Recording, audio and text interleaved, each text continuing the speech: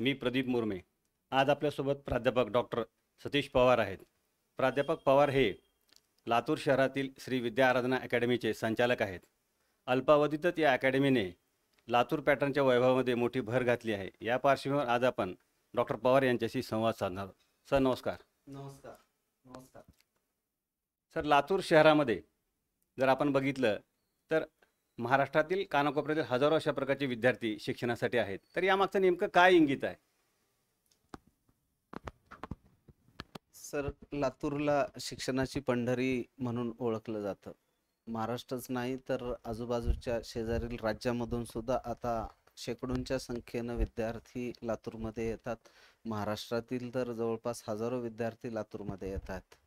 लातूरमध्ये शिक्षणाच्या अनुषंगानं असणाऱ्या ज्या सोयीसुविधा आहेत, उत्तम दर्जाचे शिक्षक, त्याच्यासाठी आवश्यक असणारं इन्फ्रास्ट्रक्चर आणि नॅशनल लेवलला किंवा राज्य पातळीवरती होणाऱ्या वेगवेगळ्या ज्या एंट्रन्स एक्झामिनेशन्स आहेत, प्रवेश परीक्षा आहेत, त्याची जी उत्तम रीतीने तयारी लातूर शहरामध्ये करून घेतली जाते, त्या अनुषंगाने या स्वरूपामधलं लातूरमधलं शिक्षण हे बनलेलं आहे. सर, लातूरचे जे काही लातूर पॅटर्न आहे, या लातूर पॅटर्नची राज्यभर चर्चा आहे. तर नेमकं लातूर पॅटर्न म्हणजे काय, त्याबद्दल आम्हाला काय सांगाल? तसं पाहिलं असता लातूर पॅटर्न हा काही साचेबंद अशा स्वरूपामधला विषय नाही आहे.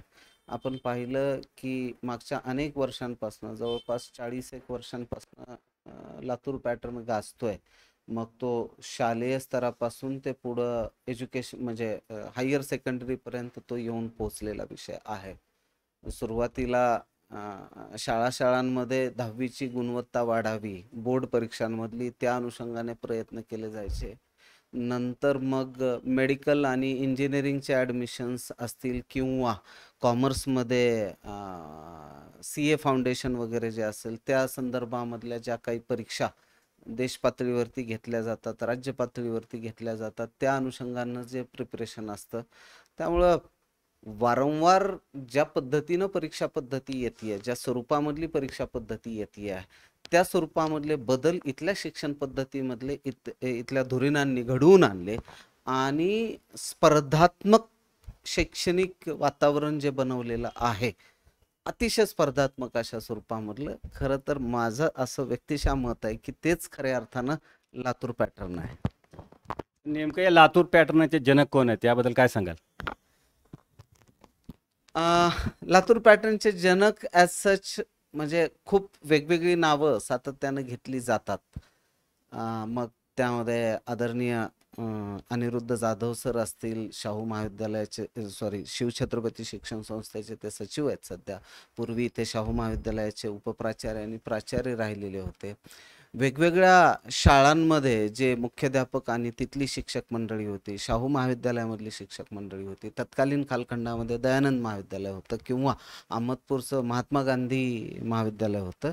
या सगळ्या यांनी म्हणजे या वेगवेगळ्या शैक्षणिक संस्थांनी खऱ्या अर्थानं याची सुरुवात केली आणि आज हे जे आहे ते छोटंसं जे रोपटं तत्कालीन कालखंडामध्ये जे लावलं गेलेलं होतं, त्याच्या वेगवेगळ्या स्वरूपामध्ये वेगवेगळ्या संस्था आज लातूर शहरामध्ये निर्माण झालेल्या आहेत आणि त्याच्या माध्यमातून हा लातूर पॅटर्न एका नवीन उंचीवरती जाऊन ठेपलेला आहे.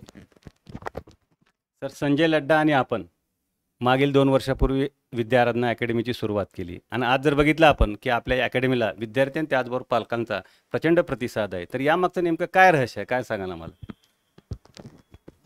साधारणपणे 1 वर्षापूर्वी माझे वरिष्ठ सहकारी सन्माननीय श्री संजय लड्डा सर असतील आणि मी असेल, आमची वैचारिक जी भूमिका होती एकमेकांना अनुरूप अशा स्वरूपामधली होती आणि त्यामुळंच शाहू महाविद्यालयामध्ये पूर्वी मी काम करत असताना माझा जो अनुभव होता किंवा माझी जी कौशल्य होती, मला असं सातत्यानं वाटत होतं की आपण एका लिमिटेड विद्यार्थी वर्गापर्यंत आम्ही ते पोहोचवतोय आणि त्याला अनलिमिटेड हॉरायझन जर मला प्राप्त करायचे असतील किंवा क्षितिजाच्या पलीकडे जाऊन जर मला काम करायचं असेल, तर ओपन प्लॅटफॉर्मवरती ते काम स्वीकारणं हे अत्यंत गरजेचं होतं. आणि श्री संजय लड्डा सरांची कौटुंबिक पार्श्वभूमी अशी आहे की ते त्यांचे वडील हे दयानंद सायन्स कॉलेजचे माजी प्राचार्य राहिलेले आहेत. अनेक शैक्षणिक संस्थांशी त्यांचा जवळचा संबंध आहे आणि म्हणून माझ्याशी अनुरूप असणारी वैचारिक भूमिका असल्या कारणाने, शिक्षणामध्ये चांगलं काम करण्याची भूमिका त्यांची असल्या कारणाने आम्ही दोघं जणांनी एकत्रित येऊन 2 जून 2021 मध्ये श्री विद्याराधना अकॅडमीची स्थापना केली आणि अगदी अल्पावधीमध्येच म्हणजे 1 वर्षामध्ये विद्यार्थी आणि पालकांच्या गळ्यातलं ताईत किंवा हृदयामध्ये प्रचंड मोठं स्थान असणारं अशा स्वरूपामधलं हे इन्स्टिट्यूट आम्ही निर्माण करू शकलो, याचा मला मनस्वी खूप खूप आनंद आहे. आणि लातूरच्या या स्पर्धात्मक वातावरणाला, शैक्षणिक वातावरणाला एक नवी झळाळी, एक खऱ्या अर्थानं काय म्हणूया आपण त्याला, विद्यार्थ्यांची स्वप्न पूर्ण करण्याच्या अनुषंगानं जे काम करणं जे असतं तर ते होऊ लागलेलं आहे. एक खूप मोठा गॅप होता. मी मागे एका मुलाखतीमध्ये मी ती भूमिका व्यक्त केलेली होती की एक सिस्टम अशी आहे की ज्याच्यावरती गुणवत्तेच्या अपेक्षांचं प्रचंड मोठं ओझं आहे आणि दुसरी सिस्टम अशी आहे की कुठेतरी ओव्हर क्राऊडेड आहे. मग या दोन्हींच्या मध्ये मला खूप मोठा गॅप दिसत होता आणि तो गॅप फुलफिल करणं अत्यंत महत्त्वाचं काम होतं. ते करण्यासाठी म्हणूनच प्रामुख्यानं श्री विद्याराधना अकॅडमीची आम्ही स्थापना केली आणि मग साहजिकच ती भूमिका विद्यार्थ्यांना आणि पालकांना मोठ्या स्वरूपामध्ये आवडली. इथला शिक्षक वृंद जो आहे, आमच्याकडे असणारे जे शिक्षक आहेत, एकापेक्षा एक धुरीण शिक्षक आहेत, त्या विषयामध्ये प्रचंड मातब्बर असणारे शिक्षक, जे स्वतःच्या इमेजला जपण्यापेक्षा सुद्धा विद्यार्थ्यांचं स्वप्न, त्यांचं भवितव्य हे स्वतःच्या स्वप्नामध्ये पाहतात. तसं अनेक मातब्बर शिक्षक आहेत, ते काही विद्याराधना अकॅडमीमध्येच आहेत अशातला भाग नाही, परंतु स्वतःच्या याला धुमारे फोडण्यापेक्षा, स्वतःच्या स्वप्नांना धुमारे देण्यापेक्षा सुद्धा विद्यार्थी जोपासला गेला पाहिजे, त्याची बौद्धिक कुवत ओळखून त्याच्या गुणवत्तेला प्राधान्यानं जोखून किंवा त्याचं व्यवस्थित मोजमाप करून त्याच्या गुणवत्तेला न्याय दिला पाहिजे, ही भूमिका प्रामुख्याने इथल्या शिक्षकांची आहे, श्री विद्याराधना अकॅडमीमध्ये काम करणाऱ्या प्रत्येक शिक्षकाची आहे. आणि म्हणून त्याच्या स्वयं जपण्यापेक्षा तो विद्यार्थी हित जपतो आणि हेच खऱ्या अर्थानं इथल्या यशाचं खूप मोठं गमक आहे, अशी माझी धारणा आहे. सर, अल्पावधीतच आपल्या अकॅडमीने मोठं यश संपादन केलं आहे आणि नावलौकिक आहे. तर आपल्या या अकॅडमीमधून आम्हाला अधिक काय सांगाल? सर, खूप साऱ्या गोष्टी आहेत सांगण्याजोग्या, प्रचंड स्वरूपामधल्या गोष्टी आहेत, अनेक गोष्टी आहेत. म्हणजे अगदी व्यवस्थापनापासून ते जे बिहाइंड द कर्टन्स आमचे जे असिस्टंट वगैरे जे लोक असतात तिथपर्यंतच्या अनेक साऱ्या गोष्टी आहेत. ह्युमन रिसोर्सेस किती व्यवस्थितपणाने राबवता येऊ शकतात, कशा पद्धतीनं राबवता येऊ शकतात, श्री विद्याराधना अकॅडमी हे त्याचं एक सर्वोत्कृष्ट अशा स्वरूपामधलं एक्झाम्पल आहे असं म्हणायला हरकत नाही. दुसरी महत्त्वाची गोष्ट आहे की शिक्षकांची आम्ही इथं निवड करत असताना त्या विषयामधले अतितज्ञ असणारे, सर्वोत्तम असणारे शिक्षक आहेत. ते पगारीचा फारसा विचार आम्ही त्या ठिकाणी केलेला नाही, नफ्या तोट्याचं गणित आम्ही या ठिकाणी फारसं काही मांडलेलं नाही आहे. तिसरी महत्त्वाची गोष्ट, केवळ याच पद्धतीचे नाही तर यंग जनरेशनशी हा जो 16 ते 18 वयोगट आहे, 16 ते 20 वयोगट आहे, याच्याशी डायरेक्ट कनेक्ट होणारा दुसरा एक पॅरलल टीचर सिस्टम आम्ही इथे निर्माण केलेली आहे.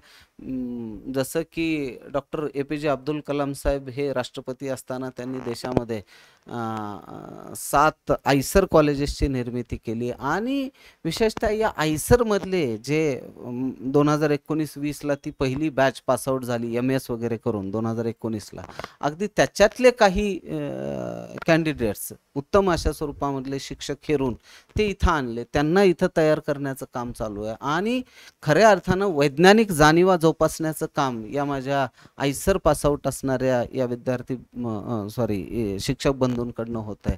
आणि त्यामुळं हे वेगवेगळे ॲस्पेक्ट्स आहेत ज्याच्या माध्यमातून प्रामुख्यानं श्री विद्याराधना अकॅडमीमध्ये उच्च प्रतीचं शैक्षणिक मूल्य जोपासली जातात, किंबहुना विद्यार्थी हेच आमचं प्रथम हित आहे हे आम्ही इथे मानतो. सर, लातूर शहरामध्ये इतरही विविध अशा प्रकारच्या अकॅडमी आहेत, तर त्या अकॅडमीच्या तुलनेमध्ये आपल्या अकॅडमीमध्ये नेमकं काय वेगळेपण आहे? अकॅडमीमध्ये असणारं वेगळे, पण सगळ्यात महत्त्वाची गोष्ट अशी आहे की वर्गामध्ये असणारी नियंत्रित विद्यार्थी संख्या हा आमचा सगळ्यात महत्त्वाचा फॅक्टर आहे. दुसरं असं आहे की इथं प्रवेश घेणारा विद्यार्थी हा म्हणजे आम्हाला एका गोष्टीची जाणीव आहे की तो त्याच्या स्वप्नांसाठी इथं आलेला आहे. तो माझ्या स्वप्नांसाठी माझ्याकडे आलेला नाही आहे. आणि त्यामुळं साहजिकच त्याचं स्वप्न जर मी जोपासू शकत असेल, त्याला जर खतपाणी घालू शकत असेल, ते स्वप्न जर मोठं करू शकत असेल, तर तीच प्रामुख्यानं इतरांच्या मध्ये, इतर अकॅडमीजमध्ये आणि श्री विद्याराधना अकॅडमीमध्ये असणारी सगळ्यात महत्त्वाची बाब आहे असं मला वाटतं. सर, सतीश पवार या 6 अक्षरी नावामध्ये अशी काय जादू आहे की जेणेकरून आज लातूरच्या शिक्षण क्षेत्रामध्ये आपल्या नावाचा बोलबाला आहे? नाही, ही जादू काय आहे ते मी वैयक्तिकरित्या नाही सांगू शकत आहे, कारण हे समाजाने सांगायचं आहे ते काय जादू आहे त्याच्यामध्ये. मी फक्त काम करतोय, माझा स्वयं न जोपासता, कुठल्याही स्वरूपामधली हिरोगिरी न करता. मी आत्ताच आपल्याला सांगितले की माझ्यासाठी माझा विद्यार्थी आणि त्याचं स्वप्न ही माझी प्रायोरिटी आहे. याच्यापेक्षा वेगळं काहीच नाही. आणि कदाचित तेच असेल, याच्यापेक्षा वेगळं जे आहे ते जे मॅग्नेट वगैरे आपण जो काही शब्दप्रयोग केला, तर ते समाज त्याच्या संदर्भामध्ये परीक्षण करत असेल, कदाचित माझे विद्यार्थी करत असतील, पालक बंधू करत असतील. त्यामुळं त्याच्या संदर्भामध्ये आपण सर्वांनी ते जर त्याचं परीक्षण केलं तर ते अधिक संयुक्तिक ठरेल असं मला वाटतं. लातूर शहर हे क्लासेसचं माहेरघर म्हणून ओळखलं जातं. लातूर शहरामध्ये शेकडोच्या वर क्लासेस आहेत. मग आता नेमकं कोणत्या क्लासेसमध्ये आपल्या पाल्यांना गुणवत्तापूर्ण शिक्षण मिळेल याबाबत अनेक पालक संभ्रमात असतात. तर याबाबत आपण आम्हाला काय सांगाल? असं आहे की 2-3 गोष्टी आहेत की हे स्पर्धेचं युग आहे. नॅशनल लेवलच्या एंट्रन्स एक्झामिनेशन्स आहेत किंवा प्रवेश परीक्षा आहेत. मी एक गोष्ट सातत्यानं आमच्या विद्यार्थी मित्रांना आणि पालक बंधू भगिनींना देखील सांगत असतो की आईच्या उदरामध्ये ज्या दिवशी ते पहिलं अंकुर निपजतं त्या छोट्या बाळाचं, त्या दिवसापासून ती आई त्या बाळाबद्दल एक स्वप्न पाहायला सुरुवात करते. ते छोटंसं बाळ या विश्वामध्ये ज्या वेळेला अवतरतं, त्यावेळेसपासून त्याचे बाबा, त्याचे वडील, त्याचा बाप म्हणणारा तो व्यक्ती त्या बाळाबद्दल स्वप्न पाहायला सुरुवात करतो. म्हणजे एवढ्या प्रायमरी फेजपासनं हे स्वप्न जोपासली जातात. आणि नंतर कालांतराने ते मूल जसं मोठं होतं त्याच्या डोक्यामध्ये ती स्वप्न पेरली जातात. ही स्वप्न म्हणजे पेरली जात असताना आणि मग मोठं होत असताना मग ती स्पर्धा काय आहे याची जाणीव ज्या वेळेला व्हायला लागते, त्यावेळेला मग उत्कृष्ट शैक्षणिक संकुल शोधण्याचा प्रयत्न पालक आणि विद्यार्थ्यांकडनं केला जातो. बऱ्याचदा असं आहे की या क्षेत्रामध्ये बरेचसे भूलभुलैया आहेत. कुणी काय रिझल्ट आमचा खूप वेगळा आहे म्हणून सांगतं, कुणी काय सांगतं, कुणी ह्या पद्धतीनं सांगतं, कुणी म्हणजे आणखी वेगवेगळ्या मोडस ऑपरेंडीज वापरतं. परंतु तिथे असणारा स्टाफ व त्याच्यानंतर वर्गामधली विद्यार्थी संख्या, कशा पद्धतीनं ते शिकवलं जातंय, विद्यार्थी किती समाधानी आहेत वर्गामधले एखाद्या शिक्षकानं किंवा त्या अकॅडमीमध्ये जे काही टीचिंग होते त्याच्या आधारे त्या वर्गामध्ये असणारी विद्यार्थी संख्या किती मर्यादित आहे, हे मला वाटतं खरे पॅरामीटर्स आहेत. आणि ती सिस्टीम कशा पद्धतीनं रन होते हा सगळ्यात त्याच्यावरचा परमोच्च अशा स्वरूपामधला बिंदू आहे. तर हे जे फॅक्टर्स आहेत, बाकी तुम्ही म्हणाल रिझल्ट वगैरे, तर या बाबी आजच्या घडीला मला असं वाटतं की खऱ्या अर्थानं रिझल्ट तपासले गेले तर निश्चितच तो एक उत्कृष्ट अशा स्वरूपामधला पॅरामीटर असू शकेल. परंतु जर चुकीच्या पद्धतीनं जर रिझल्ट समाजाच्या समोर येत असतील तर तो काही खरा पॅरामीटर, रिझल्ट हा खरा पॅरामीटर ठरू शकत नाही. हे माझं वैयक्तिक मत आहे. अर्थात याच्याशी प्रत्येक जण सहमत असेलच असं काही नाहीये. त्यामुळं या ज्या गोष्टी आहेत, उत्कृष्ट शिक्षक सगळ्याच विषयाचे, एका विषयाचं नाही, एका पेपरचं नाही. दुसरी महत्त्वाची गोष्ट, रिझल्ट ओरिएंटेड असणारं प्रोग्रामिंग, परफेक्ट प्लॅनिंग, सिलेबस कधी संपवतोय, कसा संपवतोय आणि त्याच्या संदर्भामध्ये घेतल्या जाणाऱ्या परीक्षा कशा पद्धतीने घेतल्या जातात, या ज्या गोष्टी आहेत, हे विद्यार्थ्यांच्या ज्या तक्रारी आहेत त्याच्याकडे कितपत लक्ष दिलं जात आहे ना. म्हणजे फक्त येतोय आणि जातोय. शिक्षकांनी केलेल्या हातवाऱ्यांना किंवा शिक्षकांनी केलेल्या शेरोशायरीला तो किती भुलतोय, हा एक खूप महत्त्वाचा फॅक्टर आहे याच्यामध्ये. मुळात हे हे छोटे-छोटे परंतु याच्यामधले खूप वेगवेगळे पॅरामीटर्स आहेत. तो एक पर्टिक्युलर पॅरामीटर घेऊन आपल्याला नाही चालता येणार सर त्याच्यामध्ये. बऱ्याचदा असं होतं की काही शिक्षक खूप पॉप्युलर पण असतात. परंतु काही विशिष्ट टॉपिक त्या शिक्षकाचे खूप परफेक्ट आहेत. बाकीच्या टॉपिककडे तो शिक्षक लक्षच देत नाही. विद्यार्थी म्हणून ज्या वेळेला हे करतो, त्यावेळेला ऐकायला समोर बसलेला असतो, त्या विद्यार्थ्याला असं वाटतं की हे शिक्षक खूप छान शिकवतात. पण त्या टॉपिकला फायनल एक्झामिनेशनमध्ये असणारं एकूण वेटेज हे पण कन्सिडर करण्यासारखी खूप महत्त्वाची गोष्ट असते.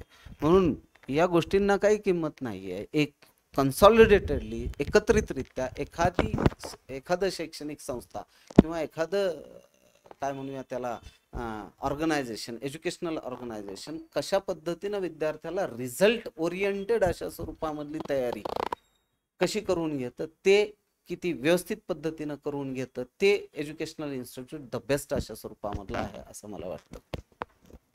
सर 10वी-12वीचे जे काही विद्यार्थी आहेत त्यांच्या यशामध्ये जर आपण बघितलं तर शाळा म्हणा किंवा महाविद्यालय म्हणा यांचं योगदान कमी आणि खाजगी क्लासेसचं योगदान अधिक, अशा प्रकारची विचित्र परिस्थिती लातूराच्या शैक्षणिक क्षेत्रामध्ये आपल्याला पाहायला मिळते. तर याबद्दल काय सांगाल? याच्यावरती वेगवेगळे मतप्रवाह आहेत. पण प्रश्न खूप चांगला आहे. मला व्यक्तिशः असं वाटतं की मी आत्ताच सांगितलं की शाळा असतील किंवा कोचिंग सेंटर्स असतील, विशेषतः या ज्या एंट्रन्स एक्झामिनेशन्स ज्या असतात त्याची तयारी करत असताना कुठलंही शाळा किंवा कुठलंही महाविद्यालय हे खरंच कमी पडू शकतं. कारण सध्याची अशी स्थिती आहे, खूप एक्सपर्टायझेशन आलेलं आहे. शिक्षकांच्या ज्या अपेक्षा आहेत पगारांच्या, त्या सगळ्या गोष्टींचा विचार करता त्याच्यामध्ये जी व्हल्नरेबिलिटी निर्माण झालेली आहे त्या सगळ्या गोष्टींचा विचार करता त्याच्यामध्ये जे सातत्य ठेवावं लागतं ते सगळ्यात महत्प्रयासाचं काम आहे. हे 24/7 ICU युनिट असल्यासारखं आहे हे सगळे जे एंट्रन्स एक्झामिनेशनचे जे कोचिंग सेंटर्स आहेत ते. तर त्या पद्धतीनं काम होणं एखाद्या शासकीय संस्थेमध्ये हे तसं अवघड काम आहे. आणि त्यामुळे मला असं वाटतं की ही व्हल्नरॅबिलिटी सध्या आपल्याला किंवा ती पोकळी खूप मोठ्या स्वरूपामध्ये निर्माण झालेली आपल्याला पाहायला मिळते. कारण गुणवत्ता ज्याच्याकडे आहे, शिक्षक जरी असला तरी त्याच्याही काही अपेक्षा आहेत. म्हणजे असं काही नाहीये की एक्स फॅक्टरनीच कुणीतरी पैसे कमवले पाहिजेत आणि शिक्षकांनी काही पैसे कमवले नाही पाहिजेत, असं काही नाहीये. ते तो म्हणजे अर्थार्जन करण्याचा अधिकार म्हणजे प्रत्येकाला आहे. आणि चांगल्या शिक्षकांनी एखादी अपेक्षा व्यक्त केलेली असेल तर there is nothing wrong with it. आणि कदाचित शासनमान्य ज्या संस्था असतात त्याच्यामध्ये या अपेक्षा या शिक्षकांच्या पूर्ण होऊ शकत नाहीत. तो एक कदाचित फॅक्टर असावा की मग तिथे तो एक तो चंक निर्माण होतोय किंवा तो लूपहोल निर्माण होतोय सर. सर लातूर पॅटर्नला आज बाजारू स्वरूप प्राप्त झालेलं आहे. आपण जर बघितलं लातूर शहरामध्ये अनेक अशा प्रकारचे संस्थाचालक असोत किंवा त्याचबरोबर जे काही क्लासेस आहेत त्या क्लासेसचे संचालक असोत यांच्याकडून विद्यार्थी आणि पालकांची फार मोठ्या प्रमाणात म्हणजे काय गुणवत्तेच्या गोंडस नावाखाली आर्थिक लूट केली जाते. यावर आपली काय प्रतिक्रिया आहे एक क्लासेसचे संचालक म्हणून? खरं तर कसं आहे की म्हणजे लूट वगैरे हा जो शब्द आहे त्याला माझा व्यक्तिशः आक्षेप आहे. कारण ज्या स्वरूपामध्ये फीस स्ट्रक्चर लातूरमध्ये आहे ते अतिशय मर्यादित आहे. देशातल्या इतर शहरातल्या तुलनेनं इथं फीस स्ट्रक्चर हे खूपच मर्यादित आहे. हां, आता गंमत काय होते माहिती आहे का, की पालक आणि विद्यार्थ्यांकडनं म्हणजे बऱ्याचशा जाहिरातींना भुलवून आणि चांगल्या आणि वाईटातला फरक सहजासहजी लक्षात न आल्यामुळे काही गडबडी पालक आणि विद्यार्थी मित्रांकडनं होत आहेत. आणि जेव्हा ते लक्षात येतं की something is wrong with the system where they have taken the admission, मग तोपर्यंत बऱ्यापैकी उशीर झालेला असतो, फीस पे केलेली असते, मग तिथून दुसऱ्या एज्युकेशनल इन्स्टिट्यूटमध्ये जाणं आणि ते हे सगळं याच्यामध्ये वेळ आणि पैसा या दोन्ही गोष्टींचा मोठ्या स्वरूपामध्ये अपव्यय होतो. आणि म्हणून आपल्याला ते वाटू शकतं की ती लूट आहे. But it is actually rather the ignorance as well as ज्याला काय म्हणूया आपण, माहिती किंवा ज्ञान नसणे एखाद्या बाबीचं, ती गोष्ट ह्याच्या पाठीमागे आहे असं माझं वैयक्तिक मत आहे सर. सर आपण 22 वर्षापासून या क्षेत्रामध्ये कार्यरत आहात आणि त्याचबरोबर लातूर शहरातले जे काही नामांकित अशा प्रकारचं महाविद्यालय आहे, त्या शाहू महाविद्यालयामध्ये पण आपण अनेक वर्ष होता आणि त्यातल्या त्यात विशेष करून त्या महाविद्यालयामध्ये आपण CET सेलचे प्रमुख अशा प्रकारची धुरा अत्यंत यशस्वीरित्या पार पाडली आहे. तर या पार्श्वभूमीवर आपण नीट म्हणा आणि JEE म्हणा याची तयारी करणारे जे काही विद्यार्थी आहेत त्यांना यशाचा नेमका आपण काय मूलमंत्र द्याल? नीट असू द्यात किंवा JEE असू द्यात, या दोन्ही परीक्षा किंवा राज्य पातळीवरती इंजिनिअरिंग एंट्रन्स एक्झामिनेशन जी घेतली जाते CET, स्पर्धात्मक परीक्षा आहेत, प्रवेश परीक्षा आहेत. बऱ्याचदा असं होतं की आमचं गणित चुकतं. या परीक्षा सिलेक्शनच्या नाही आहेत, ह्या परीक्षा मुळात एलिमिनेशनच्या आहेत. आपण लक्षात घ्या, म्हणजे काय, माझ्या बोलण्याचा अर्थ काय तो लक्षात घ्यायचा आहे की साधारणपणे नीट एक्झामिनेशनसाठी यावर्षी देशभरातनं 18,33,000च्या जवळपास विद्यार्थी बसलेले होते. JEE मध्ये 10 लाखाच्या आसपास, 9 लाख ते 10 लाखाच्या दरम्यान विद्यार्थी बसतात. JEE ॲडव्हान्ससाठी 2.5 लाख विद्यार्थी क्वालिफाय केले जातात. वेगवेगळ्या नॅशनल लेवलच्या जे टेक्निकल इन्स्टिट्यूट्स आहेत, इंजिनिअरिंग इन्स्टिट्यूट्स आहेत, ज्याच्यामध्ये NITs असतील, ISQRITs असतील, CFTI म्हणजे central government funded technical institutes असतील, यासारख्या राष्ट्रीय पातळीवरच्या ज्या इंजिनिअरिंग इन्स्टिट्यूट्स आहेत, तिथं उपलब्ध असणाऱ्या व्हॅकन्सीज इंजिनिअरिंगच्या, राज्यामध्ये जे चांगले मेडिकल कॉलेजेस आहेत तिथं CETच्या माध्यमातून जिथं प्रवेश दिले जातात, तिथं उपलब्ध असणाऱ्या व्हॅकन्सीज. मेडिकल कॉलेजेस हे एक असं सूत्र आहे की मेडिकलचा प्रवेश ही अडचणीची बाब नाही आहे. कारण आज जर तुम्ही पाहिलं तर दरवर्षी जवळपास 1 लाख विद्यार्थी देशभरातनं मेडिकलला प्रवेश घेतात. जर सपोज 18 लाख विद्यार्थी जर परीक्षा देत असतील तर, त्यामुळं मेडिकलचे प्रवेश ही महत्त्वाची बाब नाहीये, परंतु त्याचं जे फी स्ट्रक्चर आहे त्याच्यामध्ये खूप मोठ्या स्वरूपामध्ये डिफरन्सेस आहेत मेडिकलमध्ये विशेषतः. म्हणजे एम्स सारखे कॉलेजेस आहेत जिथं 4,000 वर्षाचं एज्युकेशन आहे, अगदी इन्क्लुडिंग हॉस्टेल, मेस, सर्व काही. गव्हर्नमेंट मेडिकल कॉलेजेस आहेत. आजच काही विद्यार्थी माझ्याशी बोलत होते, त्यांच्या भावाचे बहिणीचे प्रवेश घेण्यासाठी आल्याच्या नंतर सर ओपन कॅटेगरीच्या विद्यार्थ्यांना 2.25 लाख ते 1.5 लाख रुपये एका वर्षाची MBBSची फीस आहे. प्रायव्हेट मेडिकल कॉलेजेस आहेत जिथं 7 लाखापासून 8 लाखापासून ते 14 लाखापर्यंत फीस आहेत. आणि डीम्ड टू बी युनिव्हर्सिटीज आहेत जिथं साधारणपणे 15-16 लाखापासून ते 24 लाखापर्यंत, 25 लाखापर्यंत पर इयर फीस आहेत. हे जे फी स्ट्रक्चर आहे ना, ते मॅटर करतं. म्हणजे तुम्ही डॉक्टर 16,000 किंवा 20,000 बनणार आहेत का तुम्ही 2.25 कोटी रुपये देऊन MBBS डॉक्टर बनणार आहात.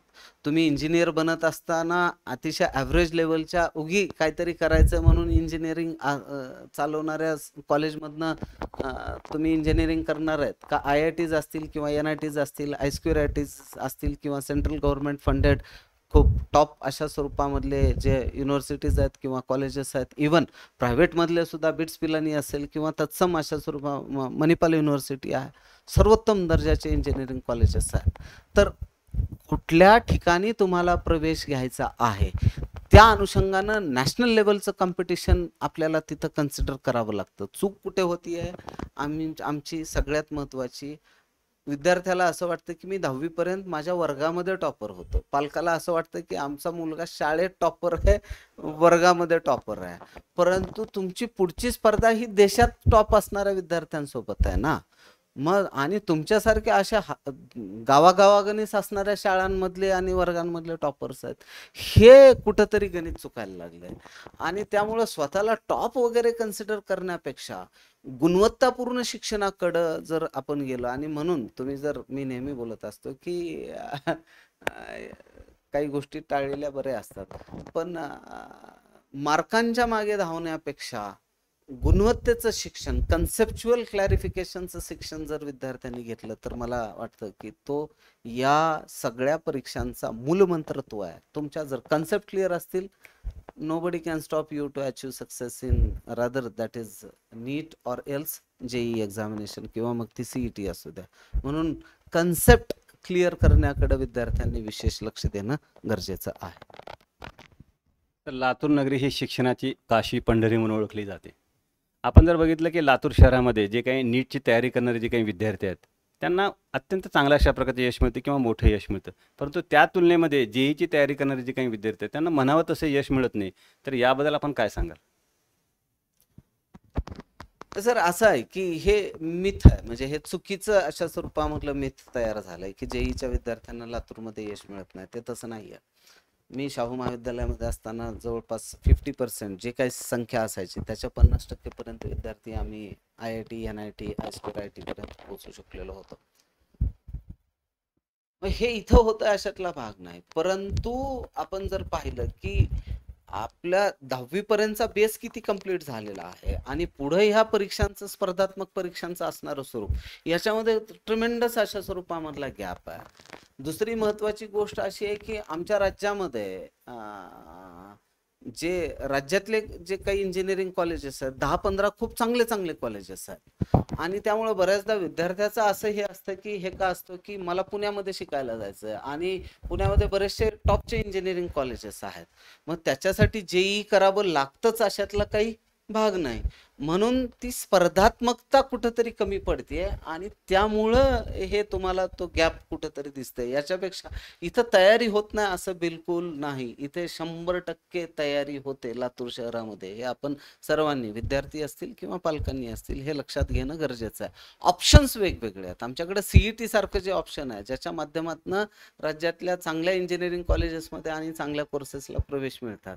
मग विद्यार्थी साहजिकच ते सोपं असताना मी त्या अवघडाकडे कशाला जाऊ, ही एक भूमिका विद्यार्थ्यांची असते आणि ती लक्षात येते. कधी 11वी पुढं जसं जसं पासआउट कडे जाता, तुम्ही 12वी मध्ये प्रवेश करता, तोपर्यंत त्या विद्यार्थ्याच्या लक्षात आलेलं असतं आणि मग ज्या वेळेला कन्सेप्ट क्लॅरिफिकेशन नसतं, त्यामुळे मग सोपा मार्ग स्वीकारूया आणि त्याच्यातनं मग CET कडे जाण्याचा मार्ग तयार होतो. म्हणून नाही ते, अदरवाईज असं बिलकुलही नाहीये की लातूरमध्ये ते नाही. जेई सुद्धा अतिशय ज्या उंचीनं नीट प्रिपरेशन असतं त्याच उंचीनं साधारणपणे लातूर शहरामध्ये, आता श्री विद्याराधना अकॅडमीमध्ये तर त्याचीच परिणिती अशी आहे की खूप साऱ्या विद्यार्थ्यांनी मॅथमॅटिक्स ग्रुपला ॲडमिशन आपल्या अकॅडमीमध्ये घेतलेलं आहे. तर कठोर परिश्रम करूनही अनेक विद्यार्थी जेई म्हणा, नीट म्हणा किंवा CET परीक्षा म्हणा, त्यांना यश येत नाही किंवा अपयशाला सामोरं जावं लागतं. तर अशा विद्यार्थ्यांना आपण नेमकं काय सल्ला द्याल? नाही, याच्यामध्ये असं आहे की जसं UPSC आहे, जशी MPSC आहे, तसंच त्या ॲक्च्युअली स्पर्धा परीक्षा आहेत, ह्या एंट्रन्स एक्झाम, प्रवेश परीक्षा आहेत. पण आपल्याला कमी अधिक प्रमाणामध्ये त्याच्यासोबत तुलना करावी लागेल. जर समजा पहिल्या प्रयत्नामध्ये आपण जर अयशस्वी झालेला असाल, तर आणखी एखादा ट्राय करायला काय हरकत नाही. म्हणजे दुसरा एक प्रयत्न घेणं अत्यंत गरजेचं आहे. पण किती वेळेला तो ट्राय घ्यायचा, किती वेळेला ते प्रयत्न करायचे, यालाही काही मर्यादा आहेत. म्हणून जर आपल्या लक्षात आलेलं असेल, परंतु मी काही विद्यार्थी असेही पाहिलेले आहेत की सुरुवात झाली नीट सारख्या परीक्षेमध्ये एक साधारणपणे 250 मार्कांनी, दुसऱ्या प्रयत्नामध्ये तो 400 वर गेला आणि तिसऱ्या प्रयत्नामध्ये मात्र तो 550 पावणे 600 वरती गेला. मग या टप्प्याटप्प्यानं आपलं उद्दिष्ट जर क्लिअर असेल तर कदाचित तणाव न येता हे सगळे जे आहेत बेंचमार्क्स, ते आमच्यापैकी अनेक विद्यार्थी, अनेक म्हणण्यापेक्षा 70 ते 80% विद्यार्थी ते बेंचमार्क क्रॉस करू शकतात. फक्त त्याला आपल्याला टप्पे ठरवावे लागतील आणि हताश न होता, निराश न होता, एका अपयशानं खचून न जाता दुसऱ्या यशासाठी प्रयत्न करावे लागतील. त्याच वेळेला ते हे होतं, तेव्हा निश्चितच त्या विद्यार्थ्याला त्याच्यामध्ये यश मिळतं. तर आपण आम्हाला वेळ दिलात, आमच्याशी संवाद साधला, त्याबद्दल आपले खूप खूप धन्यवाद आणि आपल्या विद्या आराधना अकॅडमी या उपक्रमास आमच्या खूप साऱ्या शुभेच्छा. धन्यवाद सर. धन्यवाद.